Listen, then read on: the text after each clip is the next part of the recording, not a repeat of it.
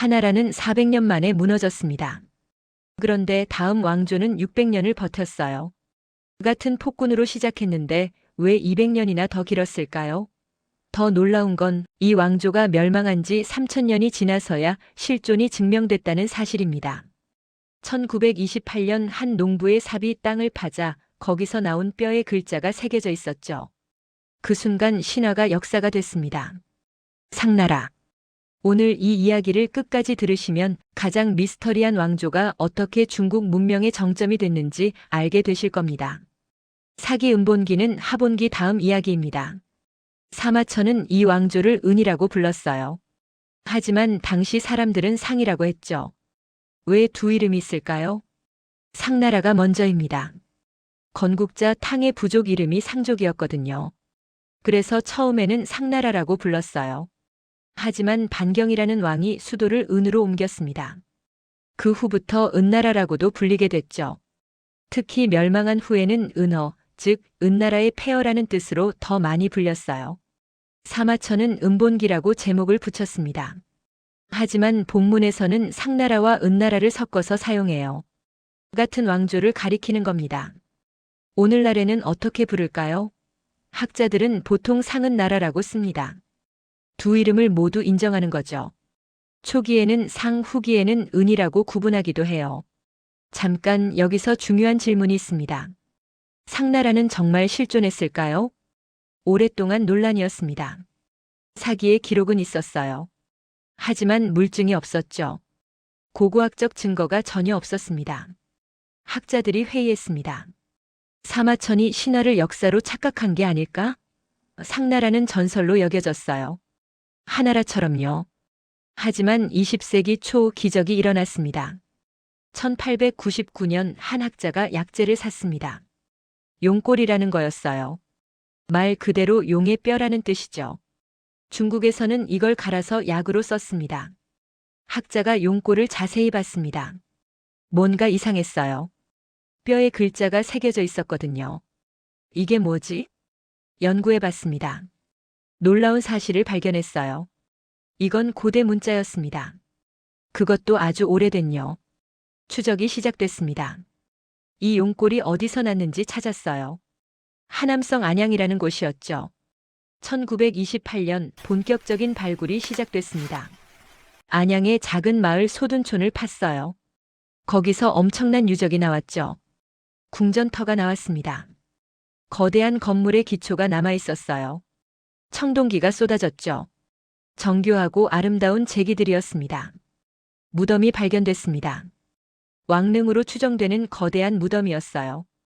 부장품이 엄청났죠. 옥, 청동, 도자기, 무기.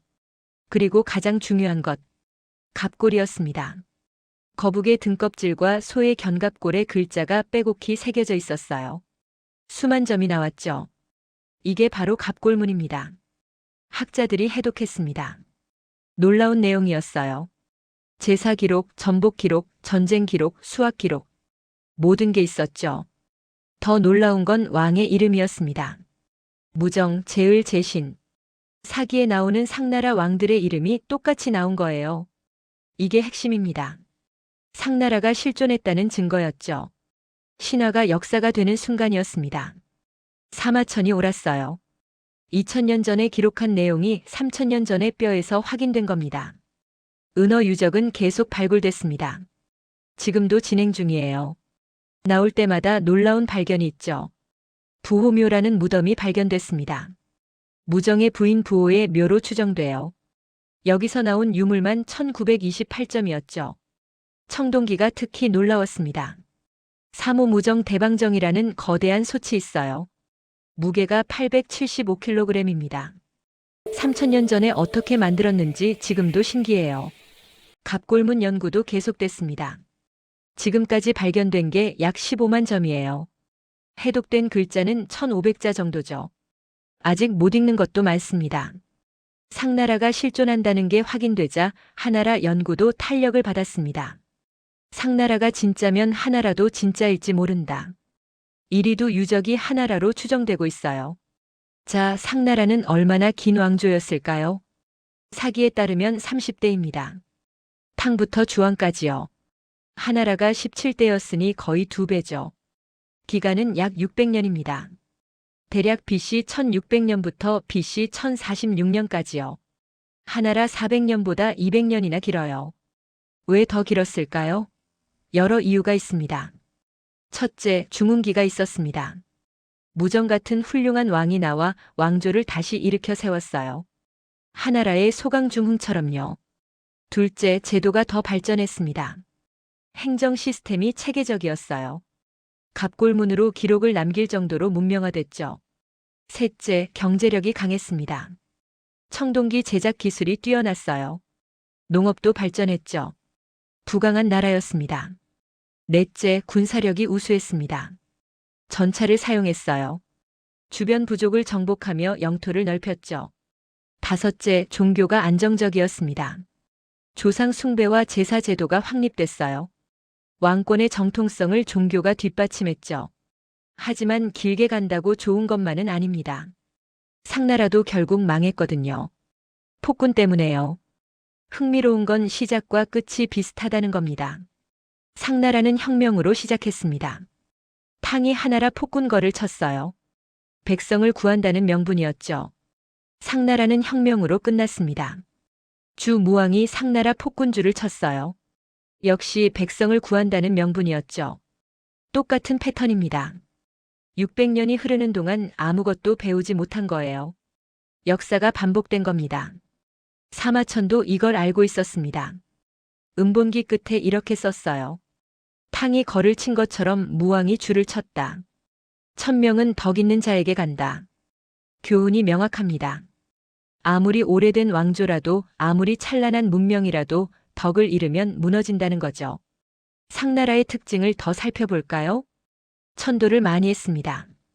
7번이나 수도를 옮겼어요. 하나라보다 훨씬 많죠. 왜 그랬을까요?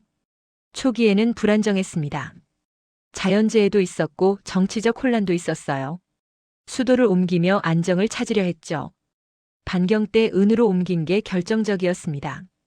그 후로는 더 이상 옮기지 않았어요. 안정된 거죠. 제사를 중시했습니다. 갑골문의 대부분이 제사 기록이에요. 조상에게 제사 지내고 점을 쳤죠. 조상신을 섬겼습니다. 돌아가신 왕들이 신이 된다고 믿었어요. 그들에게 도움을 구했죠. 하늘에도 제사를 지냈습니다. 상제라고 불렀어요. 최고신이죠. 왕만 제사 지낼 수 있었습니다. 청동기 문명이 꽃폈습니다. 제기를 만드는 기술이 놀라웠어요. 예술적으로도 뛰어났죠. 문자가 발전했습니다. 갑골문이 한자의 조상이에요. 이미 상당히 체계적인 문자였죠. 계급 사회였습니다. 왕족, 귀족, 평민, 노예로 나뉘었어요. 신분 차이가 뚜렷했죠. 인간 제사도 있었습니다. 충격적이지만 사실이에요. 무덤에 순장자들이 발견됐죠.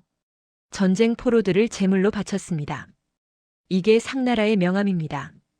찬란한 문명이었지만 동시에 잔혹한 면도 있었어요. 상나라는 30명의 왕을 거쳤습니다. 모두를 다 다룰 수는 없어요. 사마천도 중요한 왕만 집중해서 기록했죠. 첫 번째 왕 탕. 건국자예요. 혁명가이자 성군이었죠. 태갑. 탕의 손자. 방탕했다가 개과천선한 왕이에요. 반경. 은으로 천도한 왕. 왕조를 안정시켰죠. 무정. 최고의 전성기를 이룬 왕. 부열이라는 명제상과 함께요. 제을. 마지막 현군. 아들 제신에게 위기를 물려줬어요. 제신 즉 주왕. 마지막 왕. 폭군 중의 폭군이죠. 이 6명이 핵심입니다. 이들의 이야기만 제대로 알아도 상나라 600년이 보여요.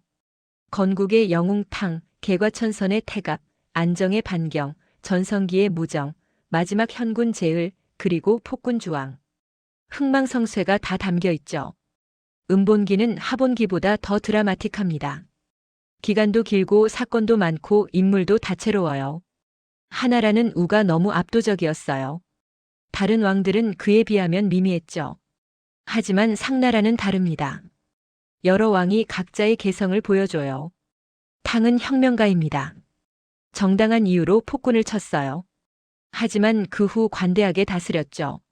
자신을 끊임없이 반성했습니다. 이유는 명제상입니다. 왕을 폐위시킬 정도로 강력했어요. 하지만 충성스러웠죠. 왕을 교육해서 현군으로 만들었습니다. 태갑은 변화의 인물입니다. 나쁜 왕에서 좋은 왕이 됐어요. 사람은 바뀔 수 있다는 증거죠. 반경은 결단의 왕입니다. 반대를 무릅쓰고 천도를 단행했어요. 그 결단이 왕조를 살렸죠. 무정은 완벽한 왕입니다. 능력도 있고 덕도 있었어요. 59년을 통치하며 전성기를 이뤘죠. 부열은 입지전적 인물입니다. 노예에서 재상이 됐어요. 능력만 있으면 신분을 뛰어넘을 수 있다는 희망이었죠. 제을은 비극의 왕입니다. 현명했지만 상황을 바꾸지 못했어요. 아들에게 망조를 물려줬죠. 주왕은 복합적 폭군입니다. 능력은 뛰어났어요. 하지만 교만과 잔혹함이 모든 걸 망쳤죠. 달기는 판무파탈입니다. 미희처럼 왕을 타락시켰어요. 하나라 걸과 상나라 주 똑같은 패턴이죠. 강태공은 전략가입니다. 주 문왕을 도와 새 왕조를 준비했어요. 기회를 기다릴 줄 알았죠. 주 무왕은 혁명가입니다. 탕처럼 폭군을 쳤어요. 새로운 시대를 열었죠. 이렇게 다양한 인물들이 600년 무대를 채웁니다. 한편의 대서사시예요. 음본기를 통해 우리는 무엇을 배울까요? 첫째, 혁명은 정당할 수 있다는 것.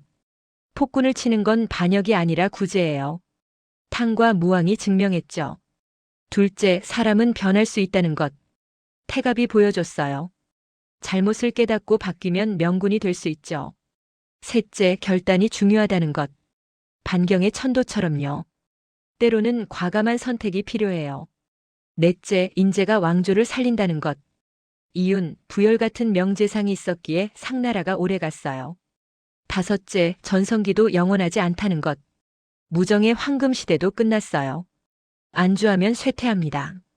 여섯째, 폭정은 반드시 망한다는 것. 주왕이 또 증명했죠. 역사는 반복됩니다.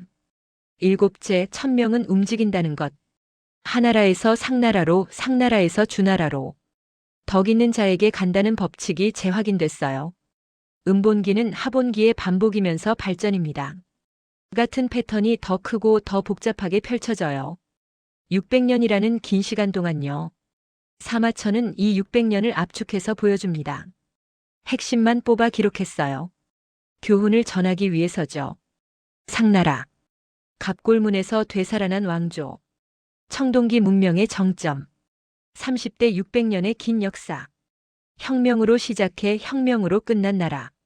사기 음본기는 그 600년을 담았습니다. 건국의 열정, 중흥의 노력, 쇠퇴의 징조, 멸망의 비극. 모든 게 여기 있어요. 다음 이야기들에서 하나하나 펼쳐질 겁니다.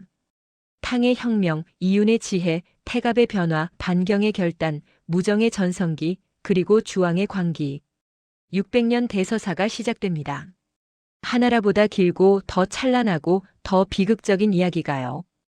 음본기의 문이 열립니다. 들어가 봅시다. 상나라 600년의 세계로.